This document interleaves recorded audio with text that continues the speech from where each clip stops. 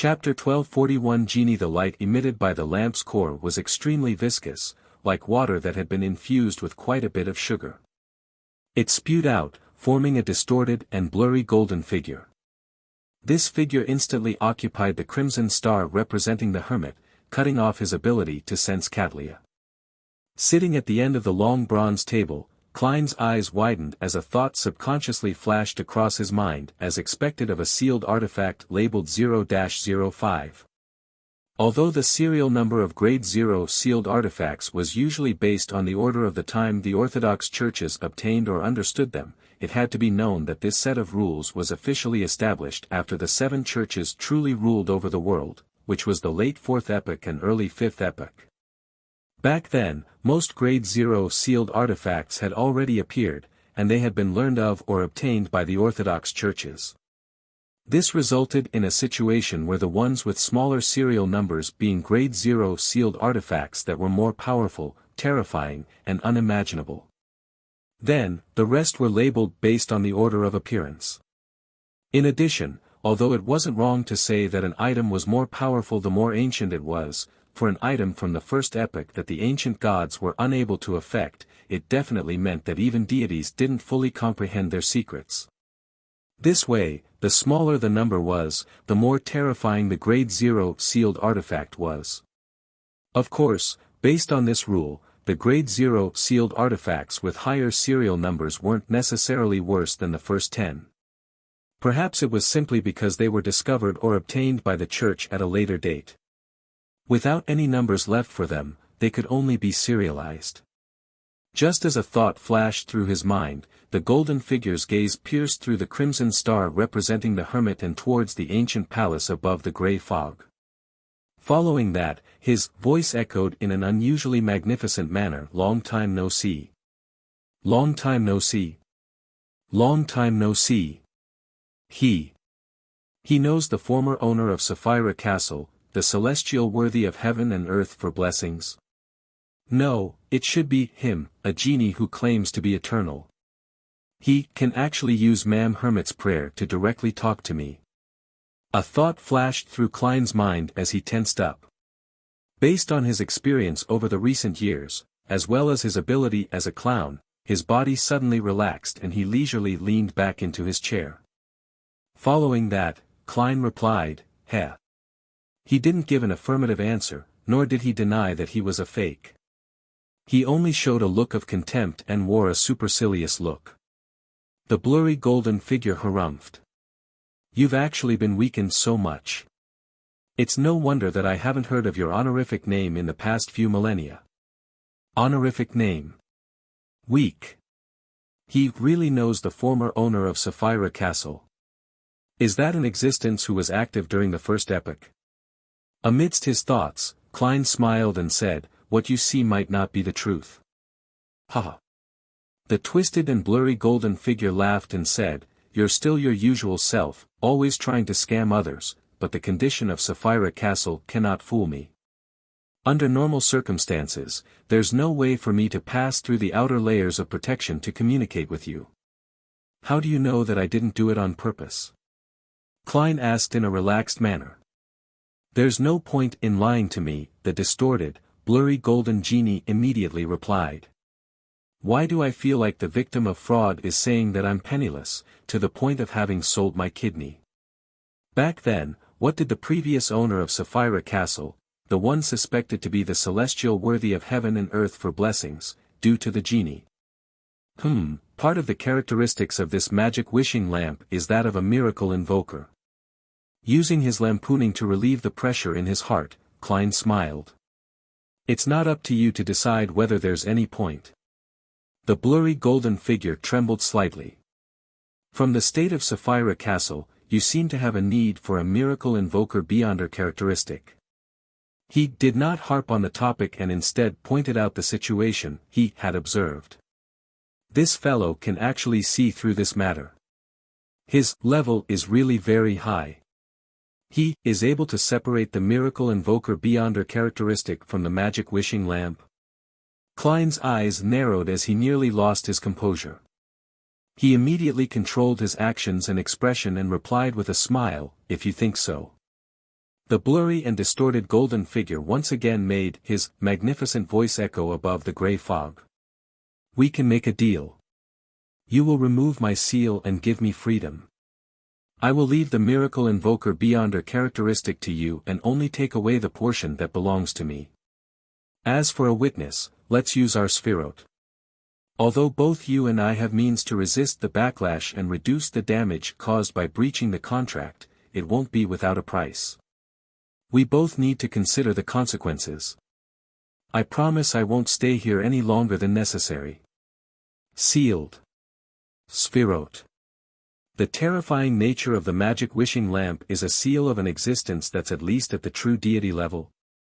With a thought, Klein quickly analyzed the viability of the matter.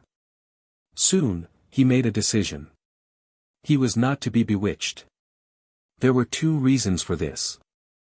Firstly, he wasn't the real owner of Sapphira Castle. There was a limit to what he could do and handle.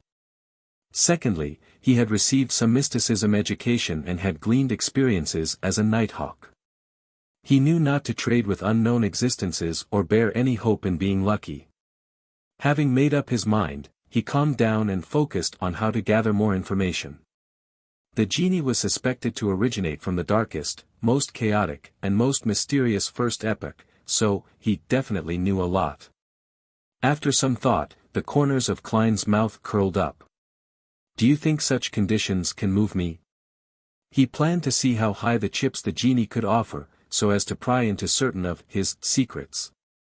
Upon hearing this, the flickering golden figure's eyes suddenly lit up in a literal manner.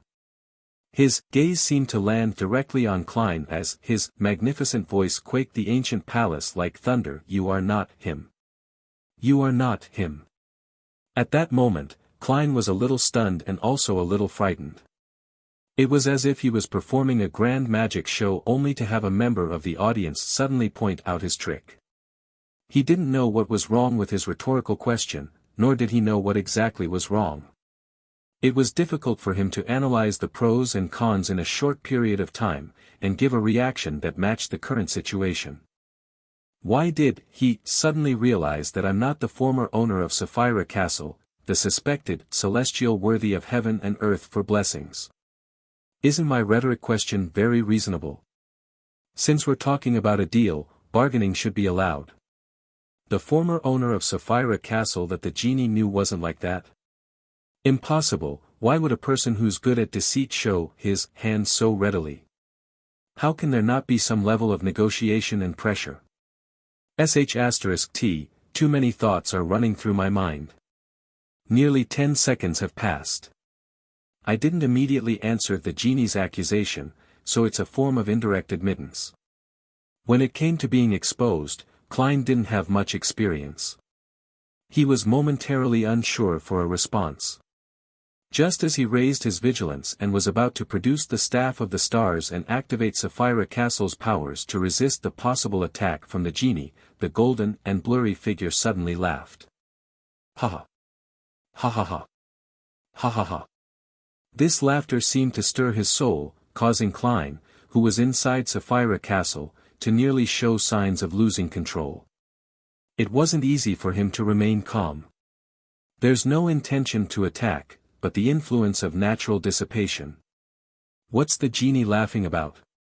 What's so funny?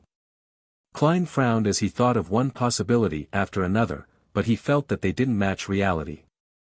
After a few seconds, the genie's laughter stopped and, he happily quipped, even for existences at our level, fate is still so miraculous. Regardless of who you are, the deal I proposed is still on the table. As long as you remove the seal and release me, I will return to the cosmos with the portion that belongs to me.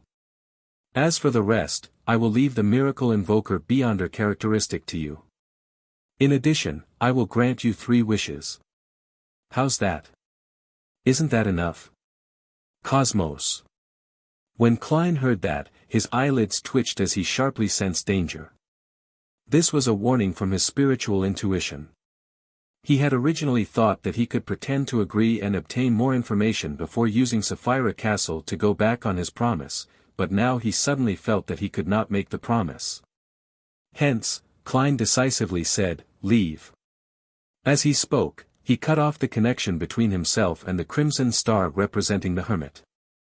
The blurry and distorted golden figure suddenly expanded and dissipated, leaving only his voice echoing, "You will eventually agree."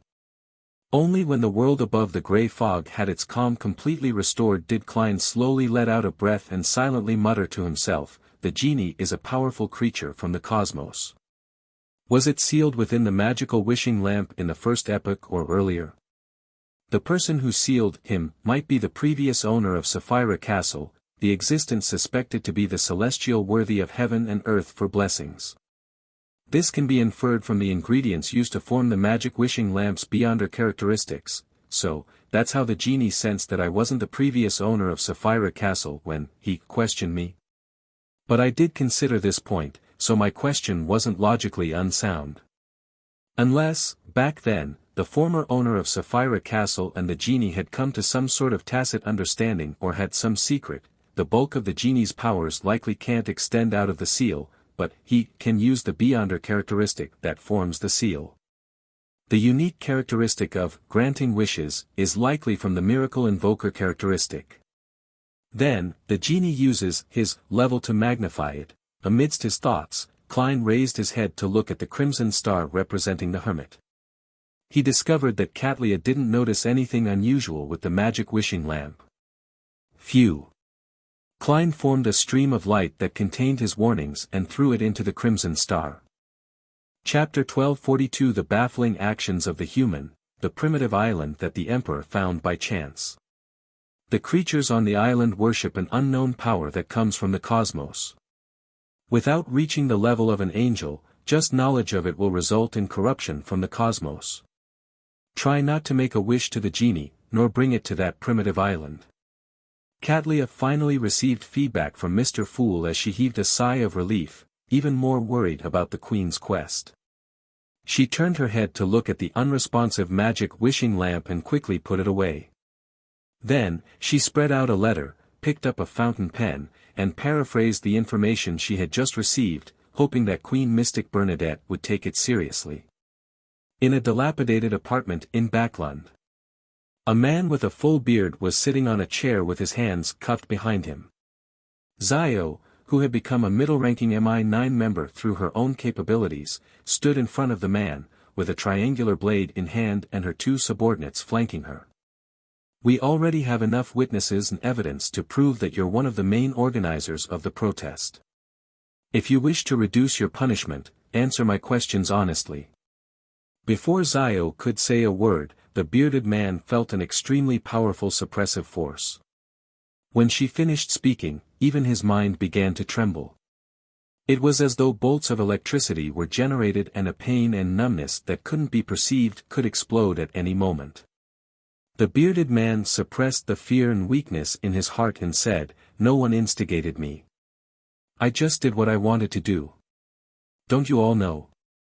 The entirety of Backlund has become a gunpowder keg.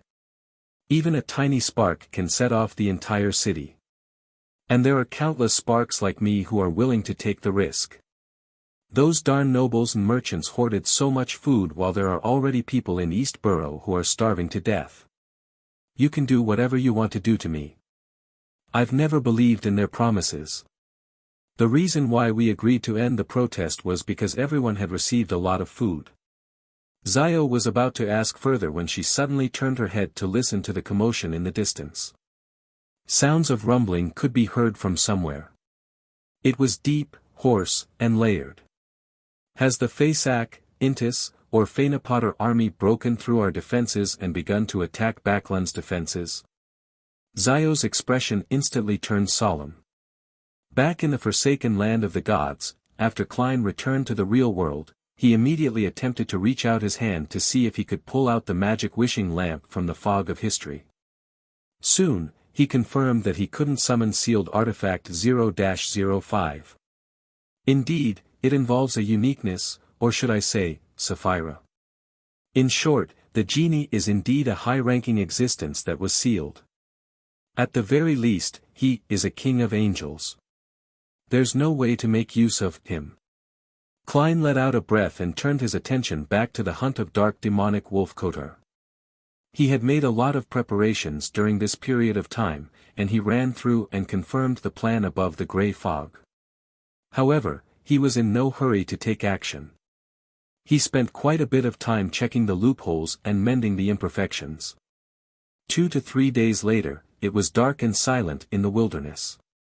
Wearing a silk top hat and a long black trench coat, Klein held a lantern that emitted a faint yellow glow.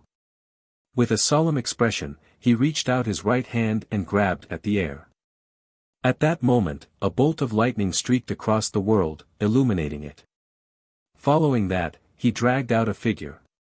It was him holding the illusory staff of the stars and a lantern. Right on the heels of that, his true body entered the fog of history as he dashed to a time before the first epoch. He hid inside the old stacked cities. His historical void projection suddenly came alive as an area that he had been exploring recently had surfaced in his mind.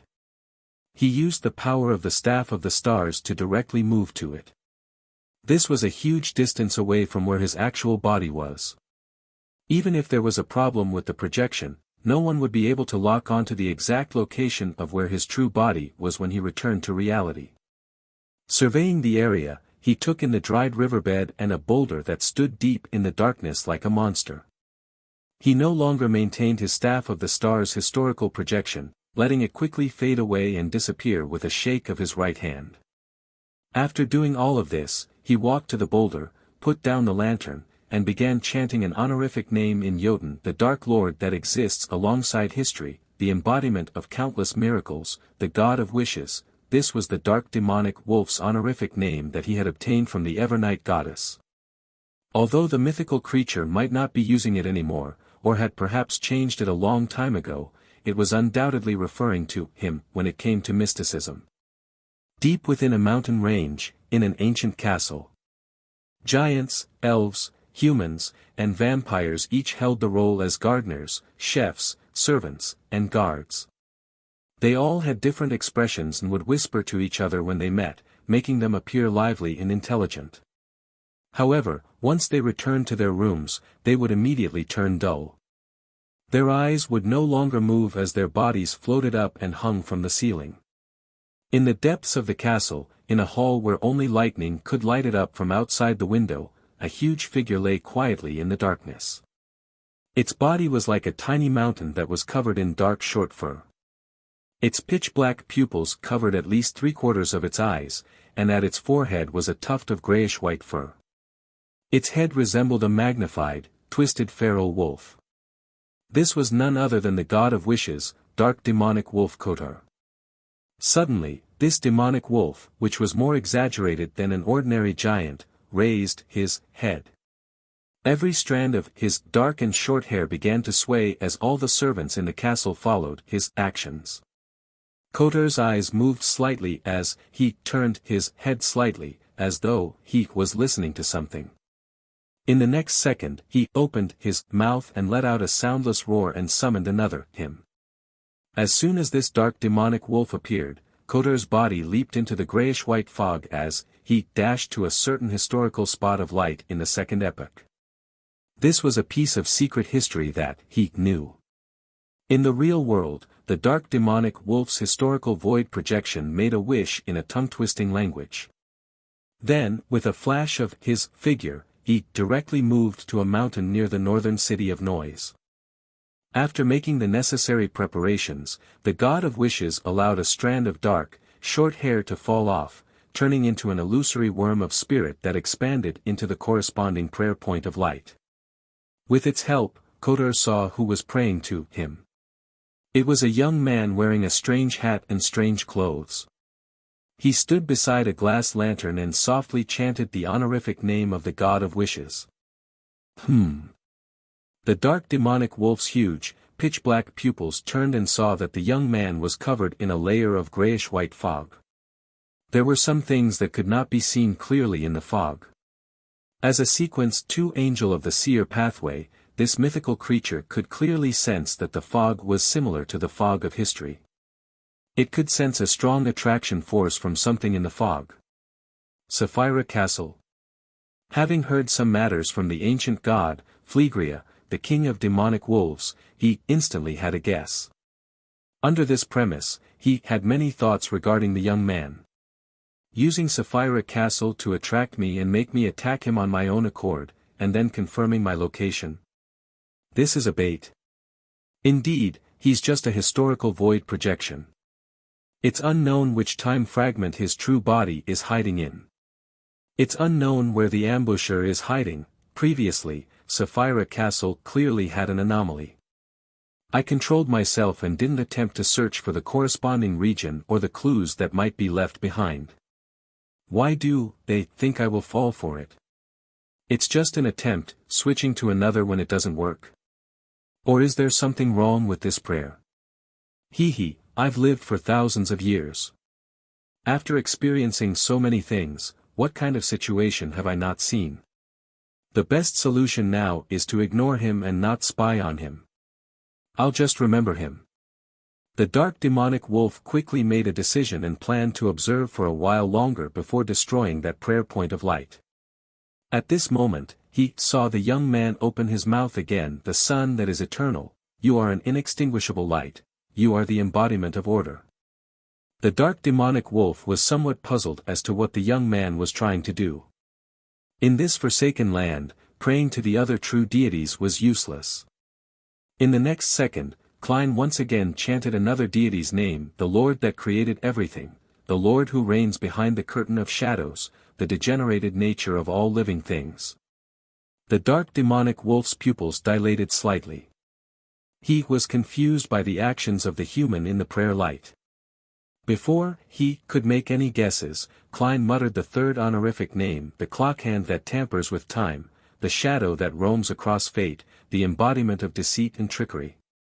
Amon. He is praying to Amon. The dark demonic wolf was already completely at a loss as to what the other party was up to. He instinctively felt that something was amiss and immediately wanted to wipe away the corresponding prayer point of light. Suddenly, he saw the young man lift his head and smile.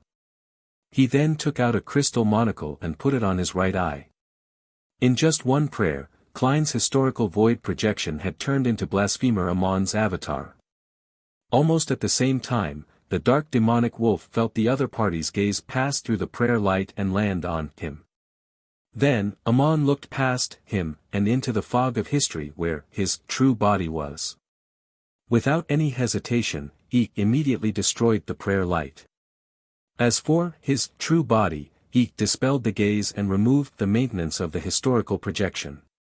In the fog of history, in the stacked city of old, Klein suddenly stood up. A scene surfaced in his mind. A few seconds before this scene took shape, he had severed the connection between his body and the historical void projection, doing so in order to avoid having Amon descent right beside him. The baffling actions that he had previously done were mainly to confuse the dark demonic wolf. He wanted him to continue observing after realizing that the supplicant wasn't the true body. This made him increase the time he spied on Sapphira Castle. In the end, he prayed to Amon, using the possible descent and influence of the god of deceit to hide the tracks of Sapphira Castle's reverse corruption of the dark demonic wolf. If Amon hadn't responded and merely watched by the sidelines, Klein would use the monocle he had prepared to deceive the dark demonic wolf. Chapter 1243 Hectic but not confused. Deep within a mountain range, in the ancient castle. As soon as dark demonic wolf Kotar returned from the fog of history, he instinctively removed all connections with the outside world. He was prepared to abandon this place and move elsewhere. Although he still hadn't figured out what had happened, with an accident already happening, his experience told him that he couldn't take any chances at all. He should retreat and give up as required of him. At the same time, a thought came to Klein's mind in the city of old. His figure instantly appeared in the ancient palace above the grey fog. At the seat belonging to the fool, he merged with the constantly distorted and scattered crimson figure and took form. In this mysterious space, the crimson stars that represented justice, the hanged man, the star, and the other members of the Tarot Club were constantly expanding and shrinking. They emitted layers of ripples that formed a mighty wave. This was one of the preparations that Klein had made in advance. In the name of Gehrman Sparrow, he had used different reasons to get the members of the Tarot Club to pray to Mr. Fool one after another, asking this existence to pass a certain answer to Mr. World. As such, the crimson stars resonated, affecting Sapphira Castle in reverse, thus, allowing it to summon the Fool to resolve the problem. This was one of the key factors that could help him escape from Amon's clutches. It could help him remove the need to take 4 steps counterclockwise and recite the incantations. He could directly enter Sapphira Castle without wasting any time. And in a battle at the level of angels, the difference a second makes would perhaps determine the difference in the outcome. To fight someone more powerful than him, Klein had to consider every detail. Sitting in the high-back chair belonging to the Fool, he beckoned for the staff of the stars and sea god scepter while observing the other changes in Sapphira Castle. In the grayish-white fog, there was an additional crimson glow that was rapidly shrinking, almost disappearing in no time. Around the Fool's seat, ripples of light bloomed as though they were forming a pure passageway.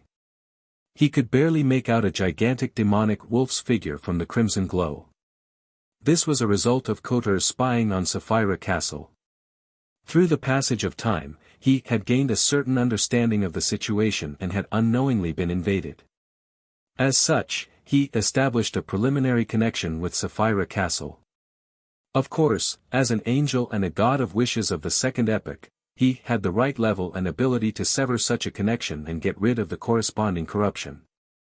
If Klein didn't make use of these 1 or 2 seconds, he would lose his lock on the dark demonic wolf. And at the side of the Fool's seat, the rippling lights reflected the figure wearing a half-top hat in a long black trench coat, Gehrman Sparrow. On his right eye was a crystal monocle. Amon. It was unknown what loophole this blasphemer's avatar could use to slow down the rate at which Klein's historical void projection dissipated. Then, he used the subtle connection between Gehrman Sparrow, Klein's actual body, and Sapphira Castle in an attempt to invade the world above the grey fog from the special scene summoned by Sapphira Castle. As the halo spread out, Gehrman Sparrow's long and powerful palm pierced through the barrier and suddenly entered the ancient palace, as though it had opened an invisible door. Although Klein had already prepared for this and knew that it wouldn't be easy to get rid of Amon, he couldn't help but feel his scalp tingle when he saw this scene. He was afraid that in the next second, he would grab a crystal monocle and put it on his right eye. This was something that had to be resolved in 1 or 2 seconds. Otherwise, the ownership of Sapphira Castle would be a question left in the air. Without any hesitation, distorted and transparent worms of spirit appeared on the surface of his skin. They quickly gathered together, forming another Klein. After catching the sea god scepter, Klein stirred the power of Sapphira Castle. With the augmentation of the layers of invisible waves, the blue gems lit up, causing violent bolts of lightning to form silver balls that rolled into the rippling light. Amidst the crackling sounds, the palm that pierced through Sapphira Castle instantly shattered and evaporated. The spherical lightning that was filled with destructive aura expanded outwards, descending into reality, enveloping the monocled Gehrman Sparrow. This historical void projection was only barely maintained with the use of loopholes, so it collapsed after suffering such a strike. He could only adjust the crystal monocle and shake his head in regret as he watched his figure rapidly fade away after being shattered by the electric bolts. As a small portion of the worms of spirit responded to Amon's prayer, Klein grabbed the staff of the stars with his actual body. He held the staff embedded with many gems and aimed the Grade 0 sealed artifact at the rapidly shrinking crimson light. At the same time, a scene appeared in his mind. The rubies, emeralds, sapphires, and pearls on the staff of the stars lit up one after another. Gong! The sound of a distant bell seemed to have transcended an infinite amount of time as it echoed within the grayish-white fog, reverberating within the crimson light. The pitch-black darkness in front of dark demonic wolf Kotar suddenly faded, revealing a huge stone wall clock. The wall clock was ancient and mottled, and its surface was grayish-white and bluish-black, split into 12 segments. Each segment had different symbols that represented the different times of the day. At the core of the wall clock, 3 needles seemed to be formed from worms of time of 3 different lengths, short, medium, and long, were filled with a feeling that time had left its mark on. This was a beyonder power from Angel of Time, Amon. Using the Staff of the Stars, Klein had made it appear again. Normally speaking, a beyonder power at this level wasn't something that could be understood by just witnessing once or twice. It wasn't so easy to record it, but Klein wasn't fighting alone. During this period of time, he had made use of Miss Magician's summoning to return to Backland frequently. He went to the Star Leonard to chat directly with Palaz Zoroast, and he gained a deeper understanding of the corresponding mysticism knowledge and supernatural details. Although Palaz had already dropped to the Sequence 2 level and was unable to use the powers of the time domain, his experience and knowledge remained. Gong! On the ancient and mysterious stone wall clock, the second hand suddenly jerked, causing everything around dark demonic Wolf Kotor to slow down. Even the deep darkness seemed to freeze. This miracle invoker, who was just about to completely cut off contact with the outside world and distance himself from where he was by granting his own wish, suddenly froze on the spot. There was a brief moment of him being fixed in place. There was no doubt that there was a huge gap in power between the original Beyonder powers and those replicated by the Staff of the Stars. However, for Klein, the effect was already enough.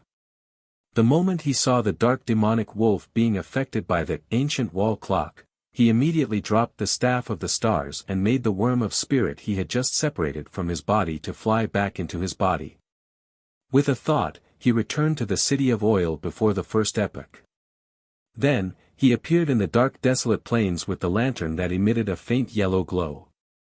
His right hand extended forward and successfully pulled out a projection of the Staff of the Stars. This method could effectively increase the success rate of summoning the Staff of the Stars, but it would clearly reduce the might of this Grade 0 sealed artifact. After all, he was summoning a historical projection of a historical projection. Of course, as it was a race against time, making such a choice was very easy. Klein didn't enter the fog of history again. He reached out to grab his shoulder, and he used dream divination to outline the feedback he received from using Sapphira Castle to reverse corrupt the dark demonic wolf. In the dark, unlit hall in the ancient castle, the mountain-like demonic wolf stood up. Quickly filling in the details, Klein slightly adjusted the details according to the scene of his frozen target. On the black staff, the corresponding gems lit up. In his mind, the scene that resembled an oil painting suddenly swelled up, interweaving with reality, making it impossible to separate from each other. He descended into that ancient castle's dark hall, landing in front of dark demonic Wolf Kotor, who had just raised his body with his 8 legs. He had finally officially met the god of wishes that had been living since the second epoch. Without any hesitation, Klein took the opportunity of the dark demonic wolf having just escaped the influence of the ancient wall clock. As he dispelled the historical void projection, he took out an iron cigar case from his pocket and opened it. Inside the cigar case, there was a lone gold coin. Its surface flashed, reflecting Rionette Tynker, who was wearing a dark and complicated long dress and holding 4 blonde, red-eyed heads. One of the preparations Klein made was to use the method that he had used to bring around Admiral of Blood Seigneur. This allowed him to bring Miss Messenger to the forsaken land of the gods. Rionette Tynker was no doubt a wraith. Furthermore, she was an even more powerful wraith. She could also possess the smooth surface of a gold coin. In addition, she was a spirit world creature and was intrinsically a spirit.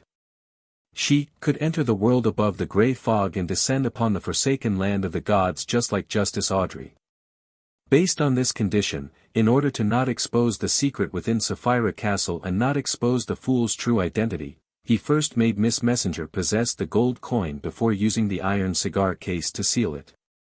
Then, he sacrificed the item to the grey fog before bringing it to the forsaken land of the gods through a bestowment ritual.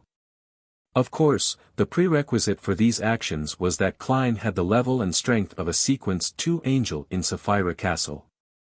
Even if something went wrong with Rionette Tynker, he could still handle it. As for Rionette Tinker, she happily agreed to this matter because Gehrman Sparrow had just helped her retrieve a portion of her body. Silently, Miss Messenger left the gold coin and occupied the pitch-black pupil of the dark demonic wolf's eyes. Wraith's Possession. Chapter 1244 Wish. Just as Rionette Tinker's figure appeared in dark demonic wolf Coder's pupils, she left the window to the heart and began expanding back to her original size. This meant that her Wraith's Possession attempt had failed. The dark demonic wolf's body rapidly shrunk and thinned as he madly absorbed the light around him, becoming a translucent black velvet curtain. This was an item that Klein had seen via dream divination. It was ejected from the grayish-white fog and had landed in the hands of the dark demonic wolf. It was suspected to contain the sequence one attendant of mysteries beyond or characteristic of the seer pathway. At this moment, dark demonic wolf Coter had borrowed some of the powers of the curtain to dodge Rionette Tinker's Wraith's Possession at the critical moment via some unknown means, effectively avoiding the subsequent series of control. The curtain was stowed away after he used it, allowing the dark demonic wolf with his dark, short fur to appear in a spot that was originally empty. Rionette Tinker wasn't surprised by the failure. Taking advantage of this opportunity, a golden-haired, red-eyed head in her hand spat out a rectangular, diamond-like charm. The other three heads used ancient Hermes, Jotun, and Elvish to say a word, yesterday. The rectangular diamond-like charm was instantly engulfed in transparent flames as it fused with the void. Rionette Tinker's body swelled as the four blonde, red-eyed heads flew up and landed on her empty neck, stacked upon one another. In the blink of an eye, Miss Messenger had transformed into a huge doll that could almost break through the dark demonic wolf's castle. She was wearing a black Gothic dress with countless mysterious symbols and sinister vines. Her eyes were blood-red and she exuded an aura that no human should possess. Dark demonic wolf Coder didn't attempt to stop Rionette Tinker from borrowing strength from her past, nor did he immediately show his complete mythical creature form. With 8 feet on the ground, he raised his neck and let out a roar. This roar seemed to be of a higher level, containing words similar to Jotun. It made the curtain float up and instantly expand, blanketing the ancient castle from top to bottom. The curtain quickly turned transparent and fused with the building. It was as though it had never appeared or had any effect on it. However, Klein's spiritual intuition told him that this place was already isolated from the outside world. If he wanted to leave, he had to first break the invisible barrier. In other words, that curtain made the dark demonic wolf's castle become an independent kingdom. This was the embryonic form of a divine kingdom. Klein, who had just failed and planned on continuing to summon angels to help him, had a spark of inspiration. He instantly changed his mind, reaching into the void and dragging out another him. It was Gehrman Sparrow, one who was holding a historical projection of the Staff of the Stars. Right on the heels of that, Klein controlled his historical projection to turn him into his marionette and transfer some worms of spirit over. While he was busy with these matters, Rionette Tinker had already recovered to her peak condition. Her bright red eyes reflected the 8-legged demonic wolf. With a faint flash, the dark demonic wolf turned into a white goat. However, outside the dark hall, a giant holding a broom suddenly trembled and transformed into a demonic wolf with a tuft of gray hair on its forehead. At the moment when the curse was cast on him, a miracle invoker, he had swapped places with his marionette. He opened his mouth once again and let out a roar.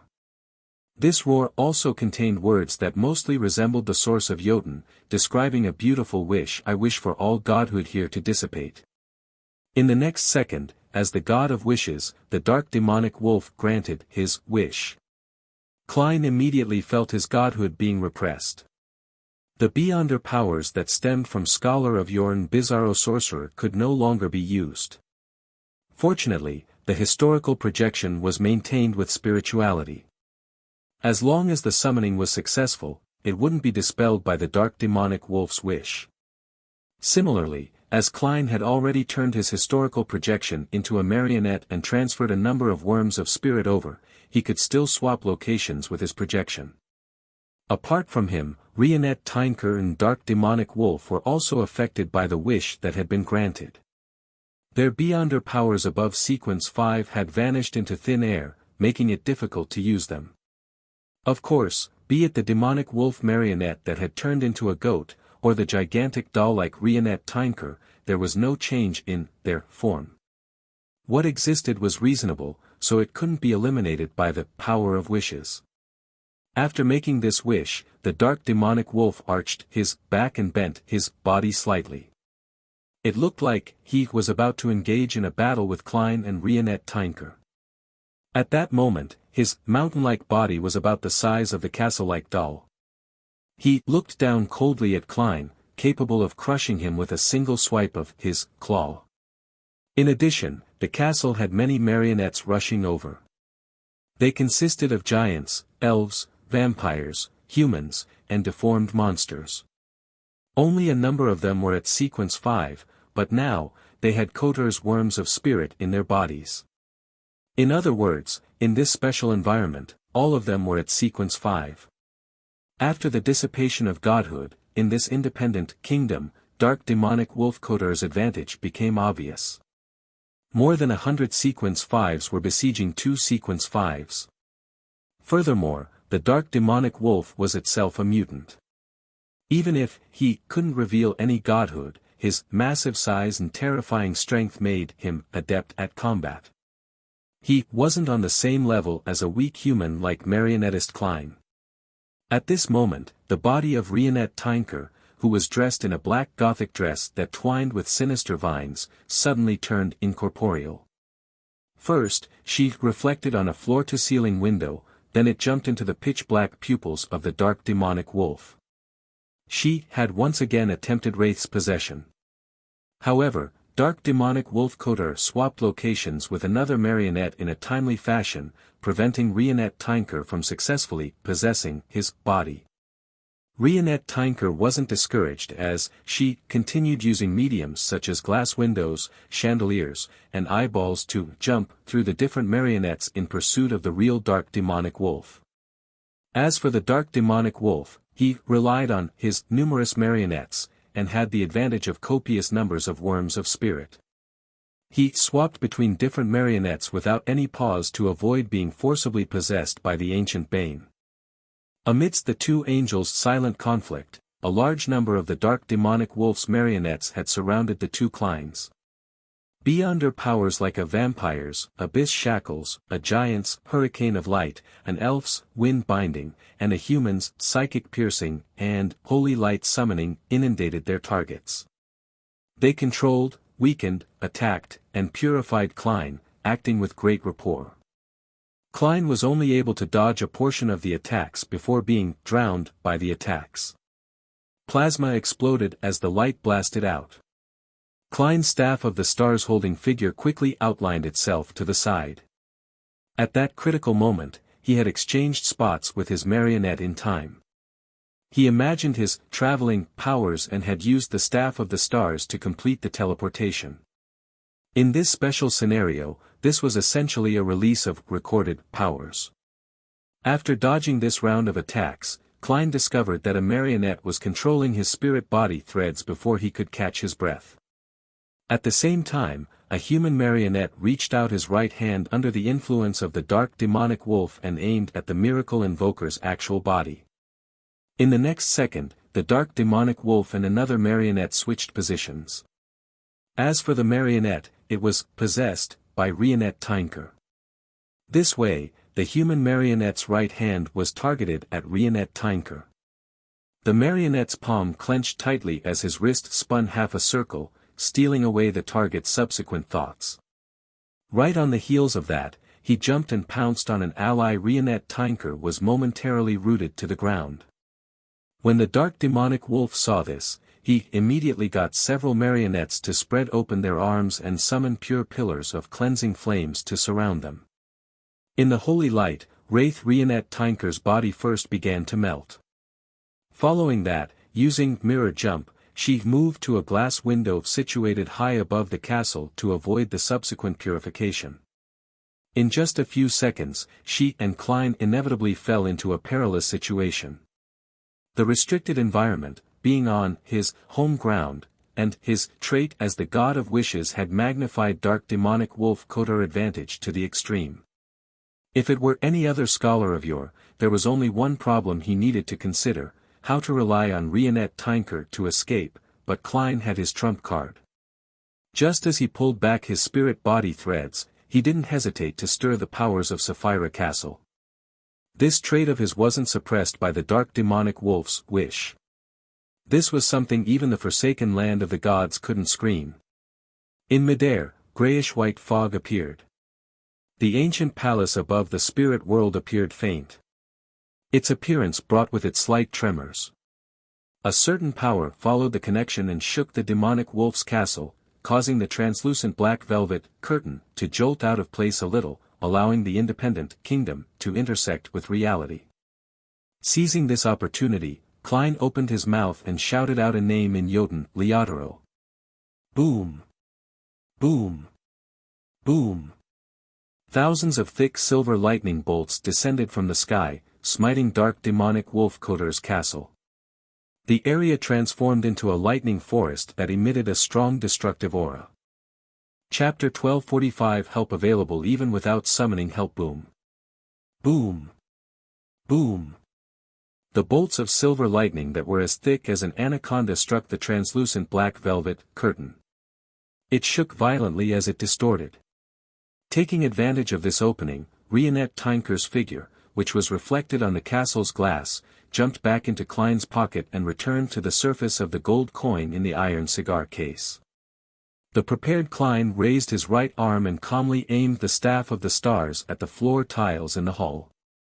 A scene surfaced in his mind. It represented one of the beyonder powers of a druid. The ground beneath his feet instantly softened, turning into a marsh. It made his body sink like it had fallen into a sea. Underground slink. Boom! The translucent black velvet curtain could no longer withstand the cleansing from the lightning storm the moment the marsh solidified. It curled into a ball and fell back into the castle. No longer restricted, the few thousand thick bolts of lightning rained down the ancient castle. A tower collapsed and the hall was left in shambles. One marionette after another burst into ephemeral illusions under the pricking of such a lightning strike. They were instantly charred black and reduced to ashes. When the silver light that illuminated the entire mountain range subsided, dark demonic wolf Kotar's castle was in ruins. Many spots were burning with red flames. Klein immediately emerged from the bottom of a deep pit and saw that the demonic wolf, covered in dark and short fur, had performed the same action. Relying on the three druids among his marionettes, he had successfully hidden underground to avoid the lightning bombardment. And at that moment, the independent kingdom, created by the curtain, had completely disintegrated. However, the dark demonic wolf's wish hadn't completely expired. The return of godhood still needed some time. Without any hesitation, both parties engaged in another intense battle. Kotar allowed the crinkled curtain to fly up and drape him, so as to prevent the wraith's possession. After all, there were only 3 of his marionettes left. Of course, this way, he could no longer swap locations with his marionettes. At the same time, Rionette Tinker left the gold coin in Klein's pocket and floated towards the 8-legged demonic wolf. She had given up on the idea of possession as her arms suddenly swelled. A few strands of gray hair grew from the back of her hand, and her nails became long, sharp, and firm. Werewolf transformation. This doll-like baneful entity became a huge werewolf.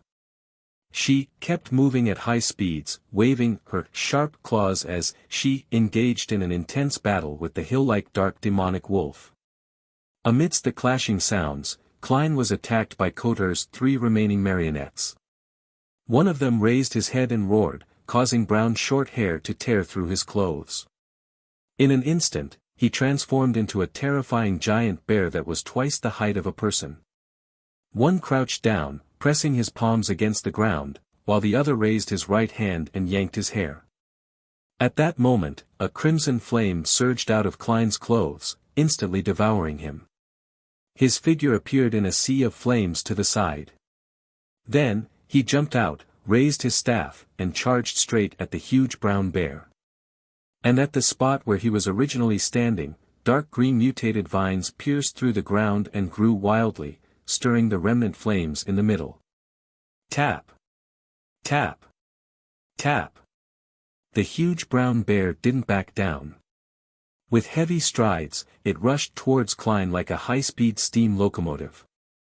It spread open its arms, trying to give him a passionate hug that could crush all his bones and squeeze all his chest muscles together. Tap! Tap! Tap! As his black trench coat flailed to his back, Klein didn't retreat, he was about to collide with the huge brown bear. Suddenly, he kicked his left foot and twisted his waist. He forcefully jumped up and flew past the brown bear diagonally. Thud! As the two crossed each other, Klein swung his black staff down and ruthlessly struck the brown bear's shoulder. Normally, such an attack wouldn't have been able to hurt the thick hide of the brown bear. However, with the staff of the stars, the physical attack would lead to random abnormal changes or strange effects. Of course, under the God of Wishes' suppression, these changes and effects wouldn't exceed that of a sequence 4 beyond her power. Thud! As the sound of the staff strike reverberated, the huge brown bear's shoulder tore open diagonally from its shoulder. The bottom half of its torso teleported more than 10 meters away while the remaining portion remained in place. The brown bear's internal organs and blood gushed to the ground in a rather shocking scene. However, the brown bear wasn't dead yet. Its two halves were squirming as it struggled to stabilize his center of mass and continued attacking. As a marionette, he had long died. Such damage was nothing. At this moment, Klein had already jumped behind the brown bear, his feet stepping on the ground. Another wave of scarlet flames surged out, drowning his figure.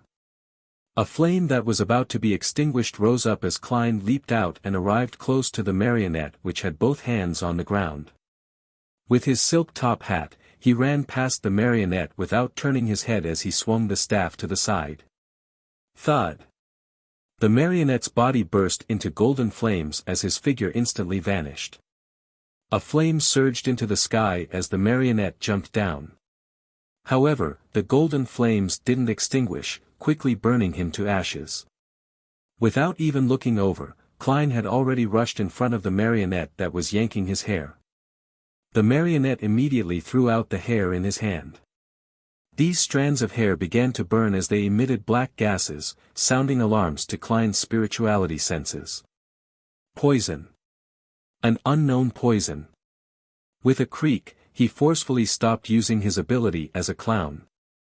Using the inertia of his body, he extended his black staff. All sorts of thoughts rapidly reformed in his mind, quickly forming a scene. Before this operation, Klein had requested Miss Justice's help to hypnotize him. It made his brain unable to form scenes when he subconsciously thought of one. There would only be a single thought resonating in his mind, and he had to take the initiative to control it to construct the scene. This allowed him to use the staff of the stars for a long time without being affected by the negative effects. As for the flaws of thinking in such a manner, Klein felt that it was still acceptable under predetermined conditions. Without a sound, the gems embedded in the staff of the stars lit up. A pure white and holy pillar of light descended from the sky, enveloping the black gas and the corresponding marionette. The poison quickly melted under the sun's burning. It was the same with the marionette. With a remnant glow still in his eyes, Klein instinctively turned around and aimed his staff at the brown bear that was split into two. Silver lightning flashed spontaneously before the separated brown bear's body finally collapsed, unable to get up again. In just a few seconds, Klein had finished off the remaining marionettes of the dark demonic wolf. After Sapphira Castle's anomaly, be it him or the God of Wishes, time became abnormally precious. No one was willing to stall for time, because it wouldn't be long before high-level existences like the true creator and angel of time Amon in the forsaken land of the gods descended. Upon seeing this, dark demonic wolf Kotor trembled violently and flung out the translucent velvet curtain. The curtain first vanished into thin air before it suddenly appeared behind Klein. Just as his spirituality was about to send a warning, it covered him and wrapped him within it. Klein's vision immediately darkened as he felt his thoughts turn sluggish. His spirit body threads were being inoculated onto the curtain one thread at a time. He attempted using flaming jump, softening his bones, and using the staff of the stars, but he was unable to succeed in such an abnormal state. The black velvet curtain became tighter and tighter, revealing the corresponding marks of his eyes, nose, and mouth, as though it was squeezing out a brand new person. Rionette Tinker immediately jumped and appeared on the translucent curtain, purging it from Klein's body and teleporting elsewhere. The dark demonic wolf seized the opportunity and raised his neck, letting out a roar. The curtain stood up, as if it had become a cloak draped over an invisible person's body.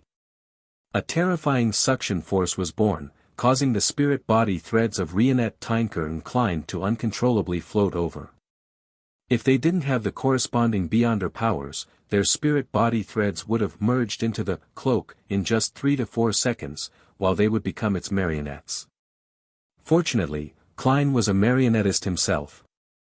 He immediately focused his attention and controlled his and Miss Messenger's spirit body threads. He followed the method that he learned from Zeradal, allowing them to circle around him and return to their original positions, forming Loop's roar. The dark demonic wolf spat out a gas ball, sending it flying towards Klein like a cannonball. As he was focused on controlling his and Miss Messenger's spirit body threads, Klein could barely duck. Just as he was about to be struck, Rionette Tinker floated over and stood in front of him. Boom! Rionette Tinker's blonde hair scattered as the evil vines wrapped around her body broke apart. The dark demonic wolf's follow-up actions were one smooth continuous series of actions. Taking advantage of the moment when the curtain was desperately pulling at its target's spirit body threads, he launched repeated attacks on Klein, forcing Rionette Tinker to block them. It caused the tough ancient Bane to tremble under the attack of his claws, air blobs, and flaming attacks. More and more wounds appeared, making it look like she could not last any longer. At this critical moment, as Klein controlled the spirit body threads to resist the attraction of the curtain, he reached into his pocket and took out another iron cigar case. The seal was removed and the box was opened. Inside, there was also a gold coin lying quietly. There was also a wraith on the surface of the gold coin. This was a blurry female wraith, a true undying creature, and not a wraith from the mutant pathway. It was the strongest trump card that Klein had prepared. Previously, because he was inside the isolated kingdom that wasn't connected to the outside world, he was afraid that he wouldn't be able to obtain the desired effect. Only when the curtain targeted him and Miss Messenger did he feel that the opportunity was here. As the box was opened, the wraith suddenly jumped onto the surface of a glass fragment. On it were nearly illusory black tubes that extended into infinity, connecting to the unknown. This was the symbol of artificial death. And artificial death was equivalent to the Evernight goddess. This trump card of his was the reenactment of the time when the Evernight goddess had used God of Glory Bladdle's corpse to foil Amon's attempt to snatch Sapphira Castle. For this, he deliberately found a wraith-like monster in the forsaken land of the gods and imprisoned it, placing it together with the artificial death project's white feathers he summoned from the fog of history.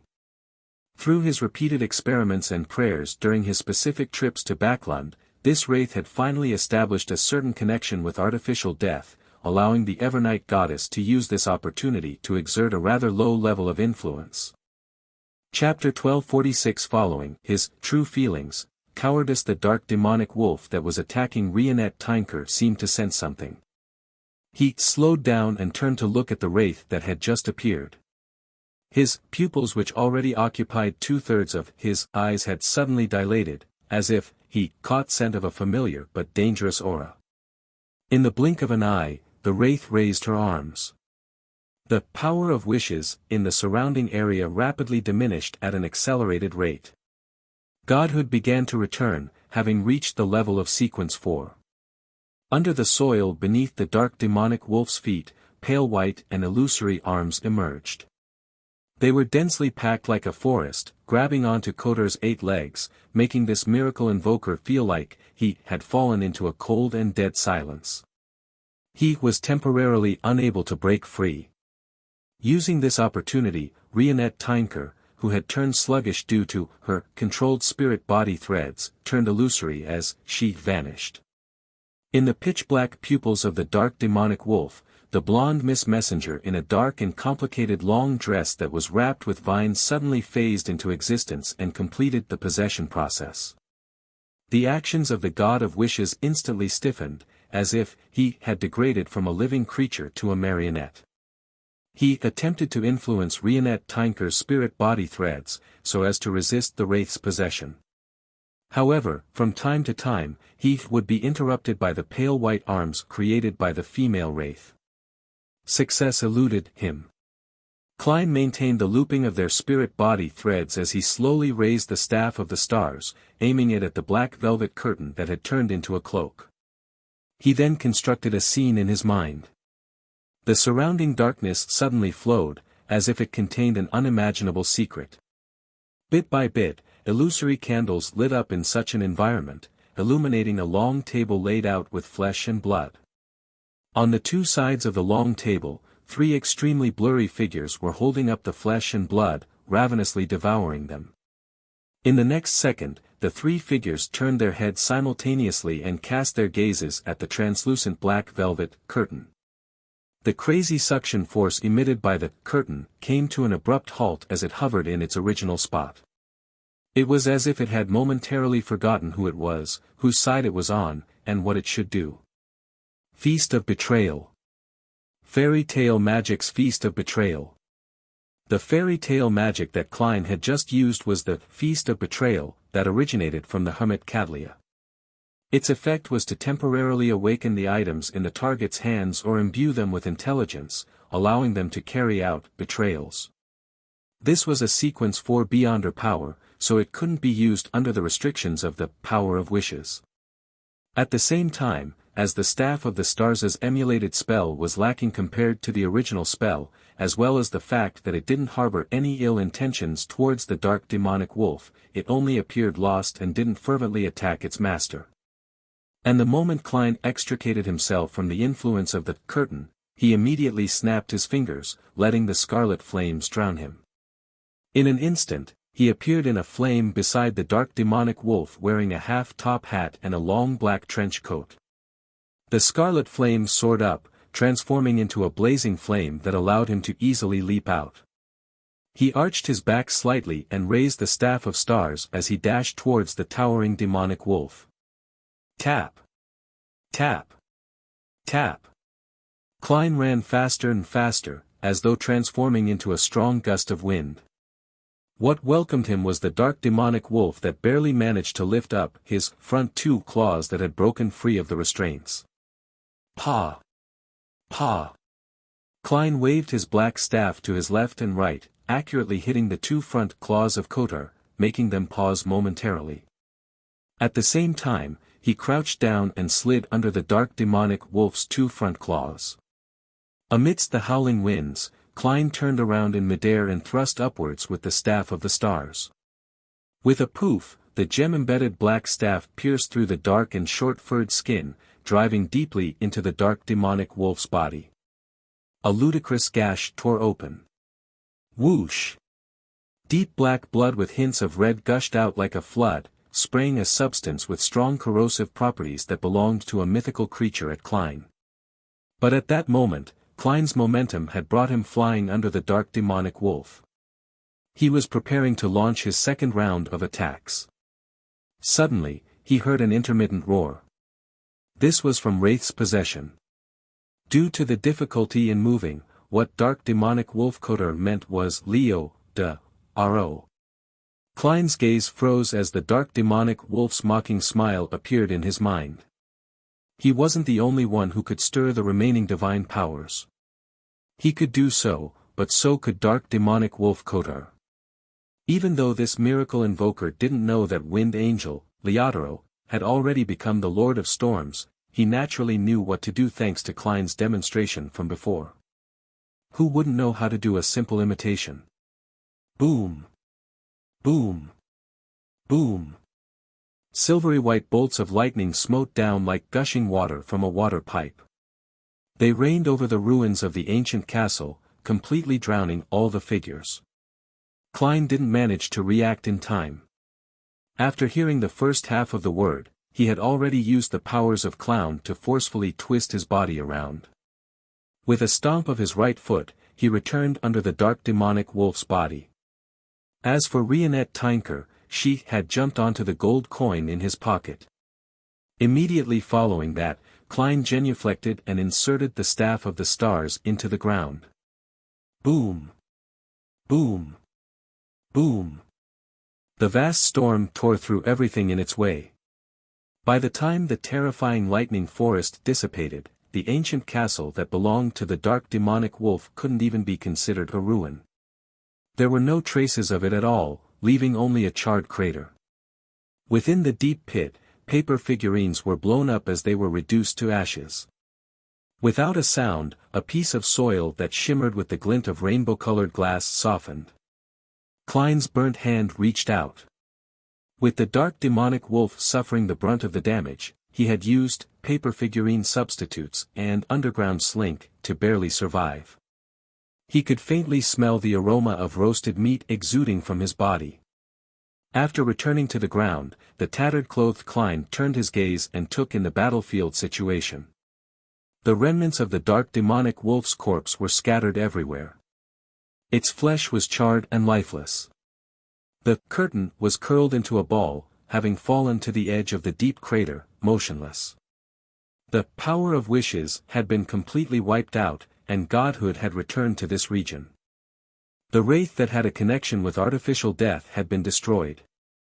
If it were any other Beyonder, they would probably think that the dark demonic wolf had chosen an outcome of mutual destruction, but as a demigod of the seer pathway, and having enjoyed the benefits of a miracle invoker ahead of time, something else flashed across Klein's mind.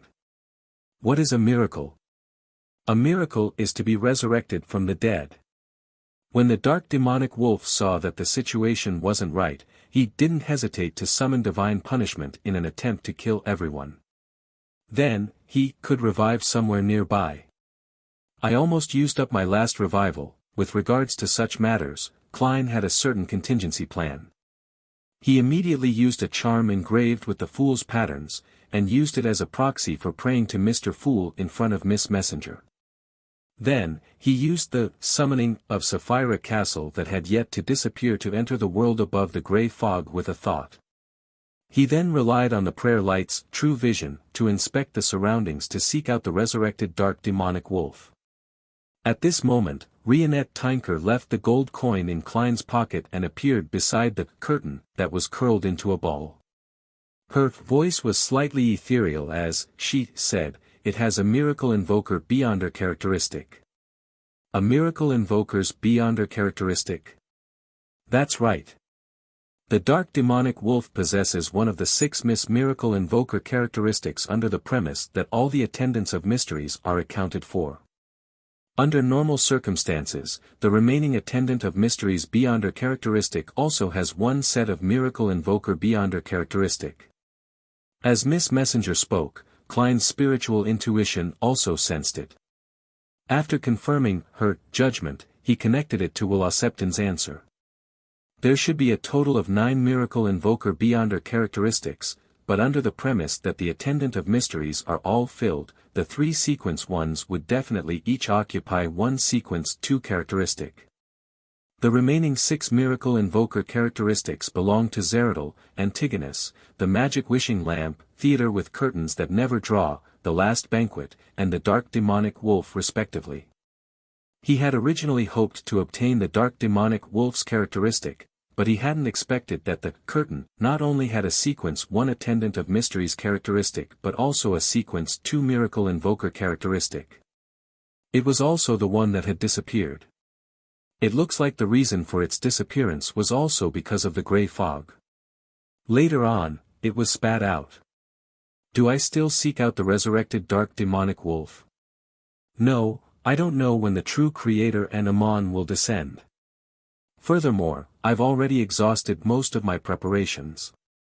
The dark demonic wolf is still in perfect condition. He can make a wish, summon, and create miracles.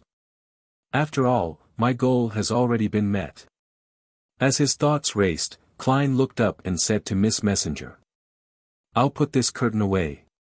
He gave up the thought of chasing after the dark demonic wolf and decided to control the curtain while it was still weak. Rionette Tinker nodded slightly and turned her head, casting her gaze at the charred remains of the dark demonic wolf. The remains immediately emitted a faint glow, either turning into white rabbits or transforming into goats. They were the kind that smelled rich and flavorful. In a hidden area nearby, the dark, short-furred dark demonic wolf quickly took shape. He gave up on his original corpse and immediately made a wish and granted it. He teleported to a distant spot and then ran off without looking back. This god of wishes didn't even consider the loss of the curtain. He didn't choose to revive where he died, because he hoped to use the curtain to stall the fellow who was closely related to Evernight. This gave him plenty of time to escape. Since he could survive from the second epoch until now, he had followed his true feelings, cowardice. He refused to be greedy when the situation didn't allow for it. With a flash, the demonic wolf with a gray tuft of hair on his forehead disappeared into the darkness. Klein didn't stop Miss Messenger from venting her anger. As he approached the curtain, he sighed inwardly, an angel is really hard to kill. It's especially so for the seer pathway. As this thought flashed through his mind, and just as he was about to drag his past self out to pick up the curtain, he suddenly felt a familiar aura descend. This aura was dark, foul, and full of degeneration. It immediately made him think of the true creator. The curtain suddenly floated up and turned into a cloak. Inside the cloak, the darkness turned into a whirlpool as it hummed mysteries. Chapter 1247 Finally Mysteries. Klein's heart palpitated when he heard that. He subconsciously wanted to return to Sapphira Castle and leave the scene. However, no matter how much he tried, his spirit body remained inside his body without any changes. Man! This vexed Klein. He instinctively cast his gaze towards Rionette Tinker who was beside him. He saw that Miss Messenger had already floated over, looking like she was facing a terrifying enemy. And the surrounding darkness froze like a cold lake. Lightning stopped streaking across the sky. Mysteries. Klein felt a slight sense of security as he thought back to the title he had just heard. He was no stranger to that. However, the last person who addressed him in this manner was the ancient sun god, the City of Silver's creator, from 2,000 years ago. Before he died, he sensed Klein's divination and shouted this out through an insurmountable distance of space and time. No way. The true creator is equivalent to the ancient sun god. No, he is only a sequence 0 true god, far from the level of the creator that I assumed. Furthermore, from Amon's attitude, the ancient sun god must have really perished.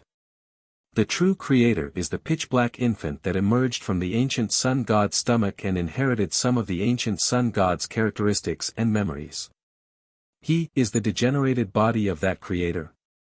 Klein composed himself and attempted to rapidly think of a solution to his present conundrum.